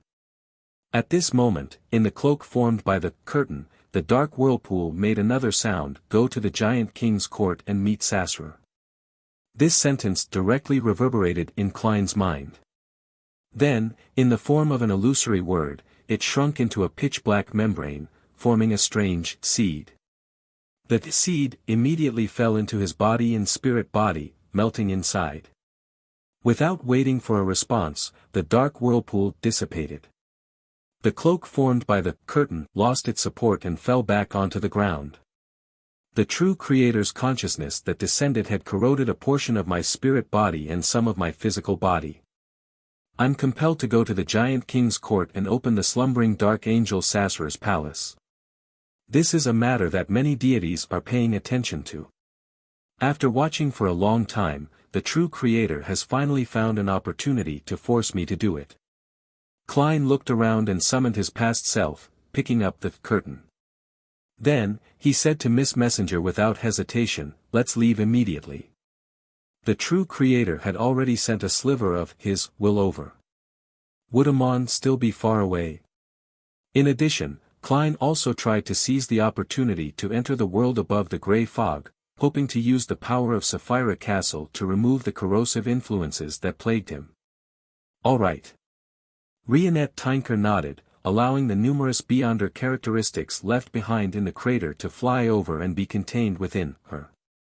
According to their prior agreement, other than the spoils of war that involved the high sequences of the seer pathway, half of them would go to her, with her having the priority to choose. After all, Klein had also received some of the spoils back when dealing with Shaman King Klarman. As for the remaining half of the spoils, Klein planned on offering it to the Evernight goddess as a form of gratitude. Regardless of whether the deity needed it or not, he still needed to do the necessary procedures. He had to express his gratitude when needed. After clearing the battlefield, Rionette Tinker entered the iron cigar case in Klein's pocket and possessed the gold coin surface. Klein didn't immediately seal her. Holding the staff of the stars, he conjured a scene in his mind. That was one of the scenes he had memorized during his inspection of the terrain. As the gems flashed, his figure disappeared from the crater as he teleported far away. A few seconds later, the air there fluctuated as a tiny creature that was difficult to see with the naked eye crawled out. The creature rapidly expanded, turning into Amon, who wore a pointed hat and classic black robe. The corners of Amon's mouth curled up as he adjusted the monocle on his right eye and chuckled. Someone is finally opening that door. After 2 rounds of teleportation, Klein took out the iron cigar case that Miss Messenger was hiding in, and used the staff of the stars to create several layers of seals, the kind that would be removed the moment he touched it. Right on the heels of that, he entered the fog of history and dashed all the way to a time before the first epoch. He relied on the prayers he had yet to reply to and instantly entered the world above the grey fog through the summoning of Sapphira Castle. As the roars and the ravings echoed, he felt the corrosion in his spirit body gather together, curling into a ball. Despite passing through layers of cleansing effects, it managed to maintain its stability and didn't completely evaporate. Is this the power and level of a true deity? Yes, and it's a true deity who wields the domain of degeneration. Sitting in the seat belonging to the fool, Klein frowned slightly as he observed his state. The corrosion created by the true Creator wasn't strong. If they were to leave the protection of Klein's spirit body, they wouldn't be able to last long above the grey fog. This was also the main reason why he had made the judgment and dared to directly enter Sapphira Castle. However, unless he planned on dying again, there was no way he could bypass his own spirit body to remove the corrosion. With the help of divination and other abilities, Klein quickly figured out the various effects of the corrosion. It wouldn't mutate, send a message to the true Creator, or interfere with what he did. It would only continue to steer him via mystic means towards the giant king's court. It compelled Klein to open the palace where Dark Angel Sasra was in deep sleep. It's partly in the mind, and also at the level of fate. When I become a miracle invoker and become an angel, deepening my control of Sapphira Castle, I should be able to clear this corruption. However, if I want to become a miracle invoker and become an angel, I have to go to the giant king's court and open the door to that palace, helping the City of Silver find a way to leave the forsaken land of the gods. As Klein thought, he revealed a wry smile. Fortunately, this was something he was prepared to do, and it didn't burden him further. Following that, Klein summoned the unshadowed crucifix from the fog of history, attempting to use the power of Sapphira Castle to drive it into purifying his body. Unfortunately, part of his body was also merged together with the corrosion, preventing him from completely cleansing it. This also made him truly understand how terrifying Sequence 0 was. I can't just pray to an evil god like the true creator unless I'm in a hopeless situation. Klein shook his head and returned to the real world before sacrificing the curtain above the gray fog. It does indeed contain the Beyonder characteristic of an attendant of mysteries, as well as a miracle invoker's Beyonder characteristic. There's even Scholar of Yore and Bizarro Sorcerer characteristics. It has a rather high level. The power I can use from Sapphira Castle at present isn't able to directly shatter it. However, this place seems to be at the highest level of the seer pathway, so it can effectively suppress it. Through the accumulation of time, I should be able to slowly separate it. The first to be separated should be the Attendant of Mysteries characteristic. The rest can be used to concoct a potion directly. It doesn't have any living characteristics. The one that was summoned just now has already disappeared. With the translucent black velvet curtain in hand, he looked at it for a while. Then, he activated Sapphira Castle and conjured a metal pot which was boiling with invisible power. After staring at it for a few seconds, he threw the curtain into the metal pot and pressed down with layers of seals onto the pot's lid. In about 3 to 4 days, the Attendant of Mysteries Beyonder characteristic would separate. The supplementary ingredients could be thrown into what remained, and it would then be a miracle invoker potion, one that included the characteristics from sequence 9 to 2. Looking around, he raised his right hand and took a piece of paper from the junk pile. This was one of his other preparations. He had spent a large amount of time in advance and had failed time and time again to successfully summon 0-08. Using this quill, he wrote down what reasonable reactions Dark Demonic Wolf would have. This was to prevent the other party from reacting in unexpected ways from the very beginning, causing his plans to fail. With the cooperation of this short script, the Dark Demonic Wolf had been attracted by Klein's strange behavior. Therefore, it was very reasonable that he didn't extinguish the prayer light immediately. Similarly, without knowing how many enemies or what strength the other party had, the Dark Demonic Wolf didn't flee in a hurry. Instead, he created a complete independent kingdom, isolating it from any possible reinforcements. It was a very reasonable reaction. With a flick of his wrist, Klein burned the piece of paper, then he hurriedly sacrificed the sealed iron cigar case to Sapphira Castle. He then responded to Miss Magician's prayer and relayed the world's message. Furs didn't dare to delay any further. She immediately got up and used her recording Beyonder powers to grab at the area ahead, dragging out Gehrman Sparrow from history. With that, Klein teleported to the empty room in a nearby hotel. He set up a ritual and brought the iron cigar case back to reality, releasing Rionette Tynker.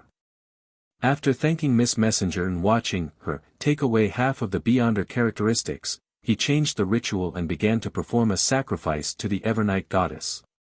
At the end of the ritual, he prayed with anticipation. I pray for a hint on how to purify the corrosive influences in my body. In his opinion, at present, only an existence at the level of the Evernight goddess could deal with the corrosion provided by the true creator. If the goddess agreed to it, Klein planned to descend in a way that would allow his actual spirit to return to Backlund and receive purification. As for removing the part of his body that had been corroded, he hadn't thought of a solution yet. As he said that, a ball of darkness enveloped the altar. When the darkness vanished, all the Beyonder characteristics disappeared. Apart from that, there were no other hints. It looks like I can only rely on myself. Klein wasn't depressed. He raised his right hand and tapped his chest 4 times, drawing the crimson moon. Praise the lady. His gratitude was very sincere. After all, he had received a lot of help. After dealing with the subsequent matters, his historical projection vanished and he returned to the forsaken land of the gods in person. He held the lantern he had pulled out from the past, and he looked at the silent and desolate plains under the dim yellow light. He felt much more relaxed and couldn't help but sigh. Finally. Chapter 1248 A Thousand Years of Waiting in the Primitive Forest outside Biome City of the Worsted Archipelago. The leaders of the resistance gathered in a mountain cave as they looked respectfully at the sea god's blessed. He was wearing a black cloak, his brows were yellow, and his blue eyes were dark blue. Lord Danitz, this is an opportunity, a bald man in a wheelchair with a green beard, Kalat, said in excitement. His partner, Edmonton, whose face was colored with short red patterns, immediately said, Lord Danitz, according to our intelligence officers, the situation in Biome is chaotic. Be it the Church of the Lord of Storms or the Governor General's office, everyone is feeling anxious because of the encirclement of Backlund by the Fasak military forces. Having said that, Edmonton looked at Kalat and got the person in charge of the corresponding field to give a more detailed description. Kalat looked at the solemn-looking Lord Danitz and deliberated over his words. Internal cracks amongst them can already be seen. Some people wish to commandeer the forces of the colonies to support Backlund, while others wish to hold on to this place as the tinder for their resurgence. This difference in opinion has caused the military and the Beyonders of the Church of the Lord of Storms to be at a loss. There are flaws in every aspect. Lord Danitz, this is our chance. We can agree to the conditions of Fasak and the Fainapotter Navy. We can cooperate with them to attack Biome and take back our kingdom. It's indeed an opportunity. But is this something I can decide? It's not like I'm stupid. Danitz listened quietly to the leaders of the resistance and muttered to himself. Having grown up in Intis, this famous pirate, treasure hunter didn't have any qualms about attacking the lone colonies. He had zero hesitation or uncertainty about it. Of course, he didn't have a strong sense of belonging to the Intis Republic either. In fact, when he was occasionally a part-time pirate, he preferred targeting businessmen from Intis. This was because they often carried more valuable luxury items with them. There was only one reason why Danitz didn't agree on the spot to the request of the Resistance's leaders. It was because he had become a conspirer, so he knew very well what his position was. A human mouthpiece. A tool that was responsible for passing messages between Gehrman Sparrow and the leaders of the resistance. Gehrman is most likely Loanese. If I were to agree to it directly, I might not be able to see tomorrow's sun. However, he acts like he doesn't care about loan at all. T. I can't be fooled by such superficial appearances. Danitz cleared his throat and surveyed the area. This matter is of grave importance. Prepare a clean and serene altar immediately. I need to pray to God. In an organization that believed in the sea god, such a request didn't surprise the likes of Kalat, Edmonton, and the others. It even met their expectations. Hence, they immediately arranged for people to prepare for the sacrifice. The resistance in the Worsted Archipelago can't sit still any longer. They were also supported by countries like Fasak, Intis, and Fainapotter to survive this long, or else they would have been annihilated by Lone and the three churches. I even got them to extract quite a bit of help from the various countries. After hearing Danitz's prayers, he sighed. Sitting in the ancient palace, he lightly tapped the edge of the model table in front of him. After pondering for a few seconds, he conjured the world Gehrman Sparrow. The crazy adventurer immediately took on a praying posture and said in a deep voice, use the current situation to directly negotiate with the upper echelons of the Church of Storms and the Governor General's office. Exert pressure on them. The goal is to force them to give in and accept the idea of self-governance by the people of the Worsted Archipelago.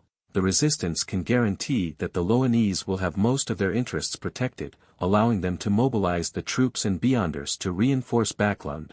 Inside the clean and tidy altar, Danitz, who received the feedback, straightened his back. He turned around and looked at the leaders waiting outside. He said with a solemn expression, I have received a revelation. God has informed us that every citizen of His is precious. Unnecessary sacrifices for the sake of war should be avoided. We absolutely wouldn't want to start a war, but we are not afraid of having one.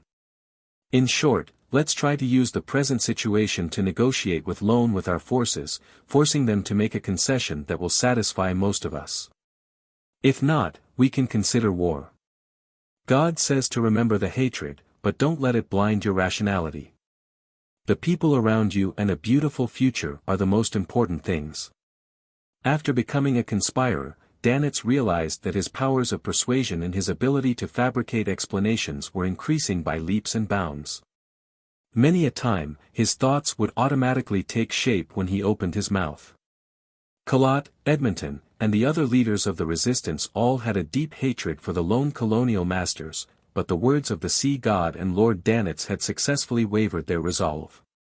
They had a clear understanding of how powerful the Sea King was over this period of time. If the war developed to the point where both parties were blinded with bloodlust, the Blue Mountain Island where Byam was located might be completely submerged by the sea and become a ruin. All the locals would end up being dragged to the grave by their actions. The powerhouses from Faisak and Fainapotter were indeed capable of stopping the situation from collapsing. However, how much power could they divert to this peripheral battlefield in the Rorstad archipelago? As for them, Kalat and the other leaders of the resistance didn't trust them much. They believed that these fellows were no different from the Loanese. They were all bandits from the northern continent and could rip off their masks at any time to become the new colonial masters. After a moment of silence, Kalat, who was sitting in a wheelchair, looked at the man in a black cloak on the altar and said, "Lord Danitz, we are willing to work hard for peace." He paused for a moment before saying, "According to the intel, the one who has the final say in the Rorstad archipelago is Sea King John Cotman. It's best if we negotiate with him directly." Danitz nodded slightly and said, "That's exactly what I was thinking. We need to send someone to represent us and enter Byam to face John Cotman." Just as he was about to ask who was willing to go, he suddenly noticed that the gazes of Kalat, Edmonton, and the others were all on his face. It was as though they were saying that the blessed of Sea God, the Intis pirate who had a relatively extraordinary status, was the most suitable candidate, T. Danitz cursed silently as he looked at the crowd and quickly thought of something. Yes, this is an honor, and it also contains extreme danger. I know that some of you are filled with the spirit of sacrifice and want to make the necessary contributions. How about this, let's draw lots to decide. This is the fairest way. I have no objections. Kalat and company didn't hesitate to give an answer. A few minutes later, Danitz looked at the card in his hand as his facial muscles twitched. City of Silver, at the top of the spire, in the chief's room. Colin Iliad cast his gaze at Derek Berg, who appeared less physically developed when placed in contrast to his surroundings. Are you ready? With the leg bone-like object in his hand, Derek held the ghostly blue thunder god's roar, which was wrapped in lightning bolts, and nodded heavily. Ready and good to go. He didn't act like a Beyonder from the Sun Domain, but more like a berserk warrior. With white hair and an old scar on his face, Colin Iliad immediately shifted his gaze and looked at Lovia. Are you ready? Lovia, who had a head of silvery gray hair and a pair of light gray eyes, no longer wore the usual black robe with purple stripes. Instead, she wore a set of black armor. She nodded her head indiscernibly and said, "Ready." Demon Hunter Colin, who had become a Silver Knight, cast his gaze on the others in the room and asked if they were ready. After receiving a positive response, Colin Iliad slowly walked to a wall, removed the two swords hanging on it, and carried them behind him. Let's set off. The City of Silver chief gave the order in a concise manner. The team that he led would once again head to the afternoon town camp. They would explore the giant king's court further, and find a path to the real sea. Amidst the clinking sounds of metal, Lovia, Derek, and company silently followed behind the chief. They walked out of the room and down the stairs in an orderly manner. Along the way, they saw Waite Chermont and the other elders of the six-member council. They saw the City of Silver residents maintaining order in the spire. These people were either leaning on a railing or waiting at the staircase. Their expressions were abnormally solemn, as though they were sending off the team that was carrying hope. No one spoke. The entire place was silent, but when Colin Iliad and the others passed by, the City of Silver residents raised their right arm and clenched their fists. Amidst the sound of this action, Colin and the other members of the expedition team left the spire and hit the road. They immediately lit lanterns covered in animal hide. Under the dim yellow light, residents of the City of Silver walked out of their houses and stopped by the roadside. They looked at Derek and company with admiration and anticipation. One by one, they raised their right arm and clenched their fists in front of their foreheads. Derek subconsciously straightened his back, his heart burning. Just like that, the expedition team followed the path to the city gate under the watchful gazes of the crowd and walked out of the City of Silver. As though they had a tacit understanding, Colin, Derek, and Lovia, who had just left the protection of the city walls, turned their heads at the same time to look at their home, which had stood in the darkness for 2,584 years. They saw that the residents of the City of Silver hadn't left. They were all standing near the city gates, looking at them. With a swoosh, everyone raised their right arm and placed their fists in front of their foreheads. This was the highest form of respect and also the deepest heartfelt blessing they could give. Colin Iliad stared silently for a few seconds, then he closed his eyes and raised his right arm, waving it downwards. Set off. Derek and company immediately turned around and carried the animal hide lanterns which emitted a faint yellow light. They stepped onto the dark path in silence and determination. Destination, Giant King's Court. Boom. Boom. In an underground shelter in Backlund, Audrey, who was dressed in hunting attire, listened to the distant explosions. When she turned around, she happened to see Melissa looking at her in confusion. The young girl, who had just reached adulthood, asked in a dreamy tone, "Miss Audrey, will the war end if we're completely defeated? Will we no longer have to worry about bombardments, raids, and having insufficient food?" Audrey looked at her deeply and said, "But if that happens, you will have to change your faith." Melissa hesitated, not knowing how to respond. At this moment, a commoner curled up against the wall blurted out, "I believe in the god of steam and machinery. Even if Fasak and Intis win, I don't need to change my faith. When that happens, life would return to its original warm and peaceful state." These words stirred the commoners who were hiding in the shelter. They whispered to each other and discussed possible developments. There were no lack of Evernight believers. To most people, faith wasn't that important compared to life. After all, a true deity would eventually still protect them. The police officers who maintained the order of the shelter didn't stop the commotion from spreading. They watched on coldly, some even having a hint of anticipation. However, the defeated will definitely suffer something far crueler than you can imagine. It's not something that can be summarized with just a change of faith. Be it a lesson from history or her conclusion deduced from the human psyche, all of them made Audrey more pessimistic than everyone present. She looked around and could not help but sigh inwardly. The goddess's anchor is already greatly shaken. If not for the grain support from before, it might have completely collapsed. As for what this situation meant, Audrey knew very well in her heart. She closed her eyes, tilted her head slightly, and muttered to herself silently, "The battle of gods is about to begin, the final outcome was about to appear." After nodding at Melissa, Audrey turned and left the area, arriving at the entrance of the shelter. The golden retriever, Susie, was seated there, looking like a qualified guard. "You don't seem like you plan to return." Susie's nose twitched as she asked with a suppressed voice. Audrey had hidden herself in this shelter from the beginning of the siege that began today, therefore, she hadn't had the time to return to her own residence in Empress Borough. As the battle had decreased in intensity slightly, Earl Hall had already sent 2 people to urge her to return, so that she could head for a sanctuary for nobles. Audrey shook her head and said with a faint smile, "I have to do what I need to do." Without waiting for Susie's reply, she smiled and said, "Stay here on my behalf and secretly placate them. Don't let any commotions happen here. If they want to pat you, let them do so." Susie hesitated for 2 seconds before saying, "All right." Audrey didn't say anything else. She left the shelter, completely ignored by the troop of soldiers guarding the shelter. The sky outside was dark, and there were many buildings that had collapsed. They burned with flames that were about to be extinguished. The streets were empty, with no carriages or pedestrians. This was completely different from what Audrey remembered of Backlund. Backlund was originally blue, yellow, and beige. It was lively, bustling, and full of vitality.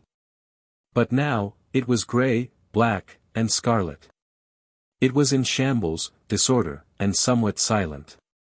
Looking left and right, Audrey identified her bearings while in her hunting attire, and walked towards the city borders. What she wanted to do was simple: join the war and do her best to help Lone not collapse before the end of the Battle of Gods.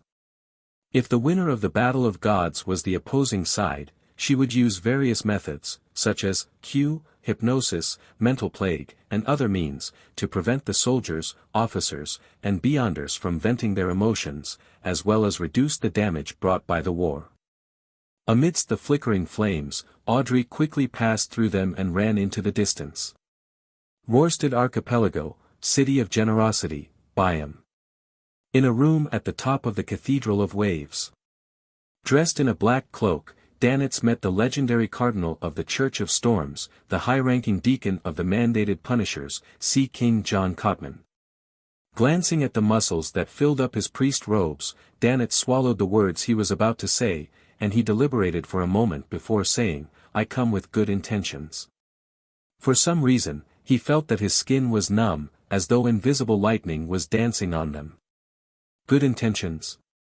The tall, muscular, well-defined John Cotman grunted. I had already considered the fact that fellows from the sailor pathway are more irritable, making them incapable of telling the difference between a joke and sarcasm.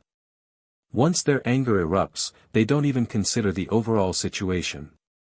Otherwise, I wouldn't even need to speak like this. T. Danitz mumbled to himself, maintaining his smile as he explained the resistance's intentions. John Cotman stared at the pirate whose affiliation with the Golden Dream remained unknown and suddenly sneered. "If we withdraw most of our strength, can you defend Biome and the archipelago? If you can't defend it, how are you going to guarantee that the interests of the lone migrants will be maintained when the Fasak and Fainapotter combined navy forces breached the defense lines?" As a demigod, he was extremely certain that sea god Calvetua had already perished. However, he didn't know who it was that was using the name of sea god, or if that entity had the ability to protect the Rorstad archipelago. That's a good question. Only with questions can there be room for a successful negotiation. In fact, Danitz had never thought of how the resistance would defend against the Fasak and Fainapotter after Lone's powerhouses were transferred back to Backlund. He fully believed that Gehrman Sparrow and Mr. Fool behind him had the ability to protect this place. As his thoughts raced, Danitz looked at the extremely oppressive Sea King and said, "I will pray to my lord and ask him to protect the Rorstad archipelago." Oh. Sea King John Cotman narrowed his eyes and took a step forward. The aura from the tyrant pathway made Danitz involuntarily take 2 steps back. He lowered his head and prayed on the spot. "Blessed of the sea and spirit world, guardian of the Rorstad archipelago, ruler of the undersea creatures, master of tsunamis and storms, the great Calvetua, please send down your powers to protect the Rorstad archipelago." After the prayer, Danitz carefully cast his gaze out the window, but he didn't discover anything unusual. John Cotman sized him up for a few seconds before saying, "Your god doesn't seem to be responding, ahem." Danitz cleared his throat and felt his heart beating like a drum. At that moment, the sky outside suddenly darkened. It was as if a large number of dark clouds were flying over, blotting out the sun. Sea King John Cotman instinctively turned his head and looked out the window. He saw a shadow cast over the border between the sea and the sky. With his control of the archipelago's waters, scenes of the overall situation rapidly surfaced in the Cardinal's mind. The Rorstad archipelago, along with the surrounding seas, was shrouded by thick fog. It became indistinct and surreal. A seabird flew past and attempted to land on the dock, but it failed to pass through it, unable to set foot. The commoners in the archipelago continued living normally, aside from noticing the brewing storm. This. John Cotman's dark blue pupils dilated significantly. He subconsciously turned his head to look at the sea god's blessed, blazing Danitz. Danit's mouth gaped slightly as he forgot to close it. His shock was not lesser than the shock Sea King experienced. A few seconds later, the fog dissipated and the shadows faded away. Everything in the Rorsted archipelago returned to normal. Danitz blinked. When Sea King John Cotman looked over again, Danitz chuckled and said, "My lord has responded to my prayers." As he spoke, the pirate with a bounty of more than 10,000 pounds slapped himself inwardly. Dogsh *T. You actually dare to suspect Mr. Fool. Isn't this the might of Mr. Fool? John Cotman remained silent for a few seconds before saying, "I will consider your proposal carefully. I will immediately convene a meeting with the key figures in Byam to discuss this matter. I will give you an answer in an hour." Danitz lifted his chin slightly and laughed. "I will wait patiently." With that said, he followed his instincts as a hunter, and he indifferently bowed before leaving the room. Amidst the creaking sound, silver bolts of lightning lit up in the blue eyes of John Cotman. In the ancient palace above the fog, Klein threw the curtain back into the metal pot and sealed it again. He had used the power of a sequence one attendant of mysteries and stirred the power of Sapphira Castle to respond, creating a shocking effect for John Cotman. In another half a day, the attendant of mysteries beyond her characteristic will be separated, and the rest can be used to concoct the miracle invoker potion. Yes, when it's only at the sequence 2 level, I can attempt to use the power Sapphira Castle to shatter it and let the beyonder characteristics such as the Scholar of Yore and Bizarro Sorcerer to seep out in a shorter amount of time. That will lower the risk brought by the potion. Klein mumbled before rapidly returning to the real world. He wasn't situated in the dark moors anymore, but the frozen dusk of the Giant King's court. He had entered the Giant King's court before the City of Silver's expedition team arrived at the afternoon town encampment. Under the orange light, Klein felt the degeneration and exhaustion of his body. He cast his gaze at the magnificent and beautiful buildings situated high above. The countless palaces and towers still had the remnant glory of the Second Epoch, as though they were a manifestation of myths. No, it was a myth. Before the City of Silver's exploration team officially took action, Klein planned on attempting to open the palace where Dark Angel Sasra was sleeping. This way, if there were any accidents, the City of Silver's expedition team would still have time to make targeted preparations. As for Klein himself, it would definitely be much safer for him compared to the others since he was using a historical projection. Chapter 1250 Behind the door. As he had the information from the City of Silver's previous explorations, Klein knew which places were dangerous and how to avoid them. It didn't take long for him to follow the small path, pass through the waning forest, barren tunnel, and use the ancient elevator to arrive at the residence of the guards. After waiting for a while, until the curtain above the gray fog split into 2, separating the attendant of mysteries beyond her characteristic, Klein reached out to pull his past self out. He didn't know if the other divine kingdoms would isolate the fog of history, but at least without the Giant King's court having its owner present, no one would be able to stop his attempts.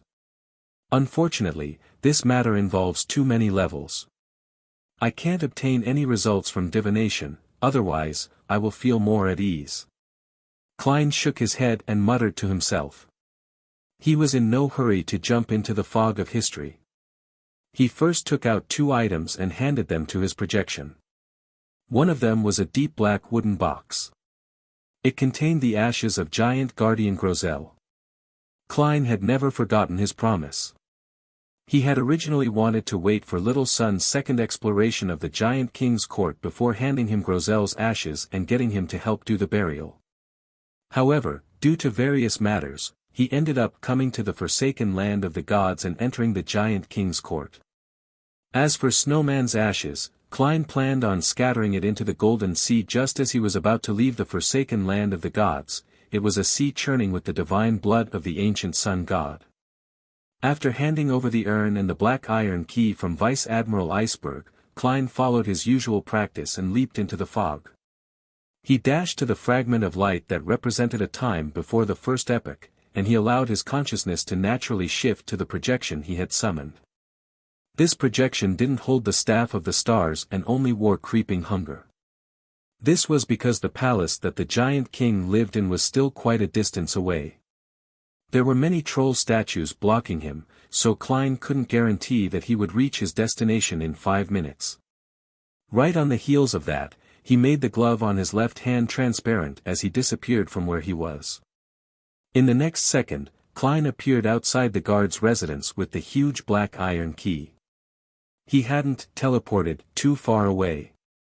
Yes, in the giant king's court, it's clear that most of the powers within have weakened. Only a guard acknowledged by the divine kingdom can perform at relatively normal standards. Beyonder powers similar to teleportation have also been suppressed. I can only do blink within a relatively small area. From the looks of it, even if I were to summon the staff of the stars, I wouldn't be able to appear outside the giant king's palace by outlining the corresponding scene in my mind. As expected of an ancient god's divine kingdom, Klein seriously observed the influence his surroundings brought him. After making a preliminary judgment, he turned and walked back to the guard's residence. Opening the wooden box in his right hand, he solemnly scattered Grozel's ashes in every corner. According to the scene he saw in Grozel's dream, this guard's residence was where the giant lived for a long period of time. It was the home that he had the deepest impression and was most fond of. It could be imagined that during that period of time in ancient times, Grozel and the other rational giant guardians from future generations would rest, rabble, gossip, talk about music, and think of fun games to play. They didn't need to worry about food and ailments. They would live every day of their lives happily, with the shaking of Klein's hands, the ashes scattered on the wall, the ground, the bedside, the tables, chairs, and stone pillars. The orange light outside the window shone forever, making everything look peaceful. When the last speck of ashes was scattered, the dusk suddenly deepened. It dyed the scattered ashes orange, becoming a part of the divine kingdom. Klein closed his eyes as though he could sense Grozel's joy. A vagrant who had been forced to leave his hometown for 3,000 years had finally returned to the place he had missed day and night. The light of the dusk softened, making Klein feel that he was less ostracized. It's equivalent to being acknowledged to a certain extent. I've become a guard that has been accepted by a number of people. Klein emanated his spirituality to confirm the changes. He didn't stay any longer. He used creeping hunger in the path scouted by the City of Silver's expedition team to constantly blink and take detours. From time to time, he would pull out the unshadowed crucifix. He passed through the hall where the fateful plot was made with relatively little difficulty, and he arrived at the residence of the giant king. There, he saw a row of huge stone columns on the left that formed railings. Beyond the railings was an orange-red gas and a churning dark blue sea. Taking a deep breath, he returned to the hall he had just exited. He reached out his hand and dragged out the marionette, Anuni, who hadn't been parasitized by Amon. Even if it was a historical projection, he didn't want to open the door himself. Looking at the slightly dazed Anuni, Klein handed the black iron key that he had tucked under his armpit over to him. He controlled Anuni to leave the hall and follow the railings formed from stone pillars to the tallest and most magnificent building in the giant king's court. The dusk's glow seemed to be corporeal as it covered the palace's surface, bringing with it a strong sense of decadence, as though the curtains had drawn on everything in the world. Lining both sides of the palace were separately steeples and spires. The grayish-blue front door was covered with mysterious symbols as it stood at a height exceeding 10 meters. To the left of the door, there was a pitch-black hole that was the size of an adult's fist at the height of 3 to 4 meters. Enuni stared at it for a few seconds before raising the black iron key that resembled a 7-string guitar and inserting it into the deep crevice in front of him. It fit perfectly without leaving a single gap. As the gigantic black iron key entered the deep hole, Klein held his breath in the nearby grand hall, constantly preparing to remove his existence. With a click, the black iron key in Enuni's hand reached the end. It suddenly turned soft, as if it had fused with the hole as it emitted grayish-blue light. The various symbols, labels, and patterns on the door lit up as they protruded. All the lights quickly interfered in a constructive manner, pressing down heavily into the inner chamber as it slowly opened the grayish-blue palace door. The gap between the door widened when Enuni's eyes suddenly reflected a turbulent pitch-black, viscous, and illusory sea. Not good. Warning bells sounded in Klein's mind. Without any hesitation, his consciousness returned to his body as he severed the connection with his historical void projection. In the next second, his vision suddenly darkened. The left side of his head felt a sharp pain, as though someone had inserted a red-hot chisel into it and kept rotating it. At the same time, he heard indistinguishable ravings that seemed to come from an era older than ancient times. Klein's expression instantly twisted, appearing extremely ferocious. He could still barely maintain his rationality, but he had no energy left to remain in the historical fragment. Without a sound, Klein landed in the guard residence of the giant king's court. With a thought, he entered the world above the grey fog. Before undertaking such a dangerous task, he had no doubt found a reason and excuse to arrange for the members of the Tarot Club to pray collectively to awaken Sapphira Castle's ability to summon its master. This allowed him to skip taking 4 steps counterclockwise and reciting the incantation at critical moments to return above the grey fog. However, just as Klein's spirit body saw the grayish-white fog, he heard a familiar roar. He felt himself be rejected by Sapphira Castle, as though it had accepted an order from someone else to stop him from entering. This. In his shock, he saw a black shadow leap past him, heading straight for Sapphira Castle. It wasn't Amon, but a shadow that exuded an aura identical to his.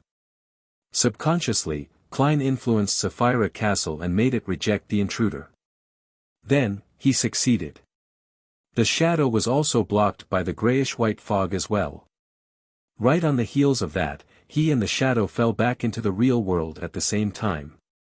After his spirit body returned to his body, Klein bent down in pain, like a curled shrimp. The half-top hat on his head fell to the ground. He took several seconds to eventually recover. He slowly straightened his body and cast his gaze on a glass window ground from orange gems.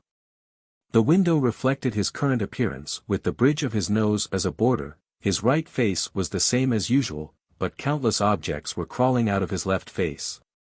Klein narrowed his eyes. He hurriedly took a deep breath to calm himself down and regain the clown powers of control. His mind outlined a clear image of his appearance. He was dressed in a black trench coat, had black hair and brown eyes. The right side of Gehrman Sparrow's cut face was the same as usual, while the left side had become translucent and was formed from twisting maggots. As he looked down, his neck was in a similar state. It was the same with his body that lay beneath his clothes. The edge of losing control. Man, I need to resist the inclination towards intense madness. Suddenly, he sensed something. He instinctively lowered his head and looked at his feet. It was empty. He was missing the shadow that was supposed to exist. The orange light of the evening shone through the window, but it didn't create a shadow by his side. I understand. Klein bent down and laughed uncontrollably. He suspected that the seawater that surged out from the giant king's palace had not only drowned his marionette and historical projection, but it had also used the latter to slice off his own shadow, causing his spirit to lose its completeness. He was unable to completely suppress his inclination towards losing control. As for the shadow, which was slightly equivalent to him, it could also affect Sapphira Castle. This resulted in a situation in which both parties were unable to head above the grey fog. As long as I get rid of that shadow, the problem can be solved. The corner of his right forehead twitched as he straightened his back. At that moment, the orange light that shone from outside was dyed gold, becoming rather resplendent. It made the entire giant king's court seem to retrograde from dusk to noon. With a thought, he cast his gaze out the window as an image appeared in his mind. In front of the tallest and most magnificent building in the giant king's court, Marionette and Nuni stood there, facing the door. It was dark past the door, impossible to see anything clearly. Suddenly, Annuni turned around and looked down. His face was covered in a shadow, and his hair turned deep black that draped over his shoulders and curled up slightly. On his back, there were pairs of dark illusory wings. In the grand hall nearby, a pure shadow's lower body was pressed against a stone brick as its upper body came over in a ramrod manner.